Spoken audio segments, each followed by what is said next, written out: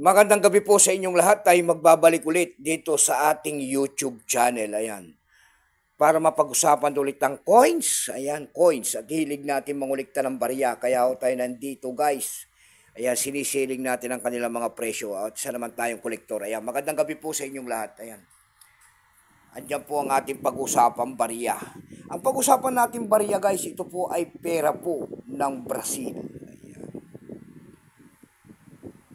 25 centavos po ng Brazil. Ayan.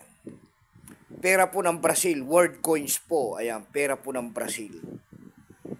Year 1994. Ayan po ang kanyang year. Oh.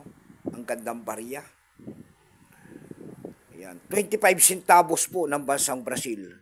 Pero bago tayo magsimula sa ating mga talakayan, ayan, magpapasalamat muna tayo sa lahat ng masugid na tagapagsubaybay dito sa aking YouTube channel. Ayan, thank you so much sa aking mga subscriber dyan. Maraming salamat sa inyo sa pagsuporta sa ating munting channel. At magandang gabi po sa inyong lahat kung saan kayong dako ng mundo po. Ayan, keep safe po and God bless. Maraming salamat din po sa mga nanonood dyan sa aking FB page, Samuel Soriano po. Lahat po na nakapalo sa aking FB page ay thank you so much din po and God bless din at mabuhay po kayo at magandang gabi po. Ayan po, yun naman pong hindi pa po nakapag-subscribe dito sa aking YouTube channel. Anyayaan ko lang sana kahit malaking tulong na po bagay ang inyong magagawa tulad ng pagpindot ng ating subscribe button, like and share para ma-update ko naman kayo sa mga bagong ko pang ilalabas na video about coins. Ayan. Hilig natin talaga mangulikta ng barya kaya tayo nandito nagbibigay ng kanilang mga presyo. Ayan po ang ating pag-uusapan, pera po ng Brazil. Ayan. Kung ano materialis ang ginamit sa barya na yan po ay stainless steel. Ayan. Nagsimula po yan mula 1994 hanggang 1995. Isang taon lamang yan. Ayan. Ito pong year 1994 na ito po ay 81%.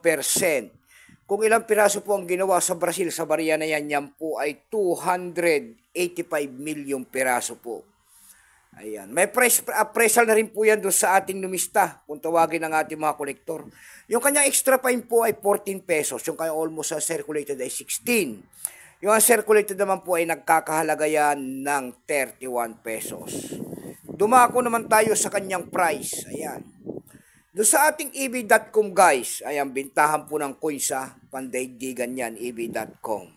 Sa ebay.com po, na mayroon na tayo nakita nagbebenta doon ng $4.49 niyan. Nasundan po yan ng $2.99. Ayan. Pinakamababa po na nakita natin nagbebenta doon ay $1.99. Dako naman tayo sa Carousel PH guys.